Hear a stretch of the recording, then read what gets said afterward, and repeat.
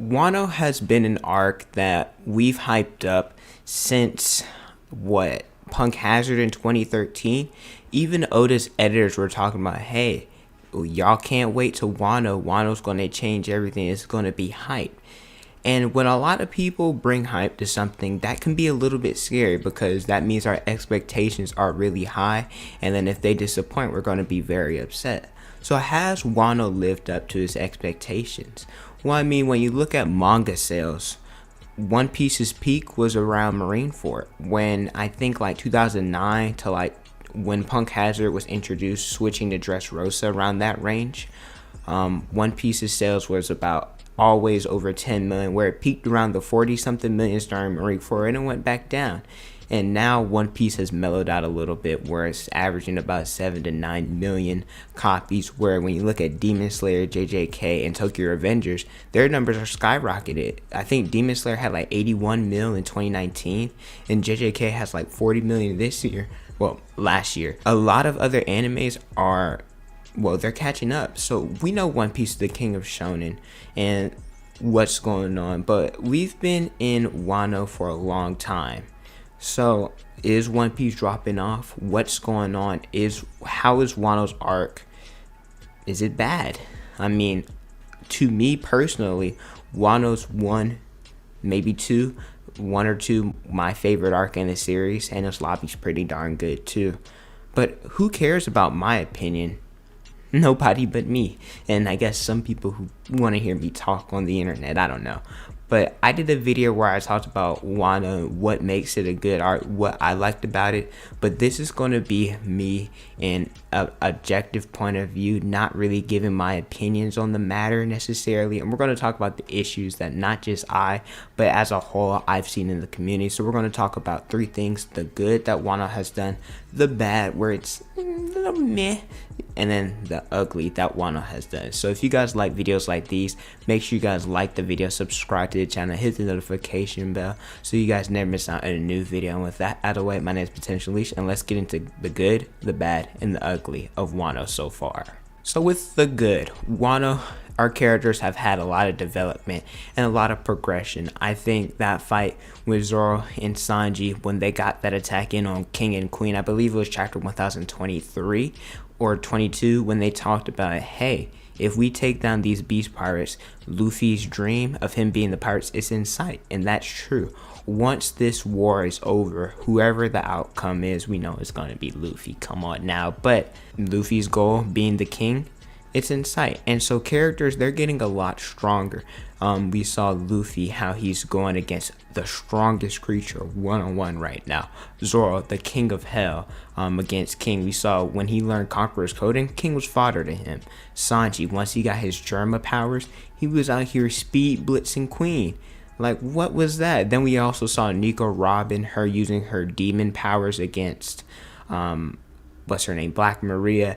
Then we have Kid and Law. They recently just took out a Yonko 2-on-1 that they were going crazy. So our characters, they're strong right now. They're progressing and achieving their goals. And one thing I like is how mentally tough these guys are. I mean, Luffy, he got knocked off of Onigashima and he came back, and in the recent chapters when Kaido was crying, and I like what Luffy said here. I like how he's talking to the big dogs. He's like, man, stop your whining and complaining.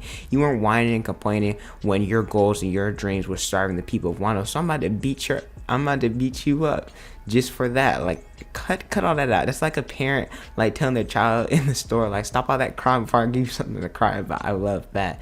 And I know that Eustace Kid, he gets a lot of hate, but he does have some good lines that I love, and he talks about not just a Wano, but prior to the series. I think he said something along the lines to Big Mom, and I'll put it on the screen when I find it, but he was talking about how she's an empress, she's an old bat, and it's time for the new people to dethrone the empress. So I love the way these characters are talking. They're really young, and they're talking to these old heads that have ran the seas for a long time like their fodder. And so the fights, they've been pretty solid. I mean, what can you say? Luffy versus Kaido against the All-Stars, the Topi Roppo, Law and Kid and Killer, they've all been phenomenal. I love the fight so far. I think we've had a lot of dope moments, especially before Wano and Onigashima, specifically with Odin when he talked about, hey, Odin wouldn't be oiled without it being boiled. That's one of the coldest lines in the series. Like, man, Odin's really a G. And then there's a lot of other stuff that happened in Onigashima, but the one I'm looking forward to the most is supposed to be animated, I think sometime the end of this month or the beginning of next month. So we have about a month away, maybe a little bit less, before Roof Piece gets animated. That's my second favorite moment in the entire series. It might be number one depending on how well the anime does it. Hopefully they do a good job. But Wano has been good with its dope and peaks. I really do love that. And lastly, the thing about the good before we transition to the bad, because this is kind of where it takes that turn, is Wano's anime. I'd say the animation, it's been really good. I was about to spoil about the bad, but we'll get into that in a little bit. The animation has been phenomenal. Luffy Gear Forth, Law and Kid, and like Purgatory Onigiri, the different fights, like Odin versus Kaido, Whitebeard and Roger. It's just been a phenomenal job, and I think we had to give Toei their praise, because Wano and One Piece in general, their animation has been spotty at times. It's gotten praised, it's gotten hated, and now I feel like right now it's been getting nothing but praise. Now let's talk about the bad. I think we all know where we're going. The pacing. Nothing new, especially for the anime. One Piece's anime since Dressrosa, pacing has not been the best. It's been a lot of stretched out scenes, a lot of input backstories, and all that. We'll talk about that a little bit later. But even the manga's pacing right now, I'd say it's not the best, because granted, we love Oda. We think he deserves his breaks. I'm not saying he doesn't. He's worked hard to earn his breaks. However, what Oda does is he'll do 3 chapters and then a break. Sometimes we'll get a 4th chapter, 4 straight, here and there. But, like I said, he deserves his breaks. But sometimes what he'll do is we'll get a weekly Shonen Jump break, then he'll do 1 chapter, then take a break. So it's almost like we have 2 weeks worth of breaks back to back, where that chapter really felt like nothing, and it messes with the pacing a little bit. He'll also leave us on cliffhangers here and there, and there's been a few chapters recently that have been feeling like fluff chapters, if you will, that there's no, I guess, added importance to the story. That's just might be my opinion, and maybe it's because Wano's been going on so long, I don't know. But compared to like other mangaka, I don't know why I said it like slow like that, but Jujutsu Kaisen, Black Clover, My Hero, those authors, they probably give us about 6 to 8 chapters without a break, which, like I said, I think Oda does deserve it, but it just makes the story flow a little bit wonky when you're reading it week by week instead of bringing it all together. Because I recently reread Wano, and it's pretty darn good when you're reading it from start to finish, but when you catch up, you're like, dang, we need more, and that is a little bit choppy here and there. So that's that, that affects the anime, because the anime doesn't take any breaks. They don't do filler, and so what they like to do is they like to stretch different things, which I don't know why the anime doesn't take more breaks, but that's just me. Stretching scenes is a little bit annoying because it changes how the manga goes a little bit. Like that scene with Apu in the manga, realistically, Kid saw Apu and that he built his metal arm and hit him with a Punk Gibson. But in the anime version, it looked like he was charging up for half the episode. Oti versus Luffy, that clash, it was a good clash, but like we didn't need it to be as long as it was. It probably could have been cut in half. And don't even get me started about Queen and his ice onis, because man, oh man, has he been shooting that thing for like the past 10 episodes, and it's annoying. The amount of times that we see Ryu scenes and them fighting the onis, we get it, we get what they are. It's just so annoying. And there's also the backstories. In Dressrosa, an example is how they will always use Rebecca and Kuro's their backstory, and in here, during the beginning of the raid, they were including a lot of the red bean soup with Otama, which was very annoying. So if the pacing was better, it's bad, all right? Sometimes I don't even look forward to watching the One Piece anime right now. I haven't done it in like the past, like 3 episodes or 4 episodes or so, because of how bad the pacing is. And I watch it weekly, but It's like I don't run to my computer like, oh my goodness, I have to watch One Piece like I was feeling with Demon Slayer and how I'm feeling with Attack on Titan right now. And then the last thing we're going to talk about is the ugly. The raid's going too well. Let's be real. It's no real threat in my opinion. Like, we're going against two Yonkos. You would think that it would be more life or threat and I would be at the edge of my seat. But I feel like the pacing we're going, it's like Luffy and the Alliance, they're taking down the Yonko, which granted it was planned to perfection, doing it during the Onigashima, during the raid, catching them off guard, I get that. But when you look at the Toby Roppo, for them to have both armament and observation hockey, they went down a little bit too easy, right? I'm excusing Page 1, Ulti, and Black Maria. Page 1 and Ulti because Big Mom, she was hitting them a little bit, and then Black Maria because Nico Ramen got a power up. But who's who? For him to be the second coming of Rob Hoochie, like, he was a little bit disappointing. I know that Jinbei's strong, but I was expecting a little bit more from Who's Who. And I was also expecting a little bit more from Sakashi. I didn't think that he pushed Frankie as hard as he should.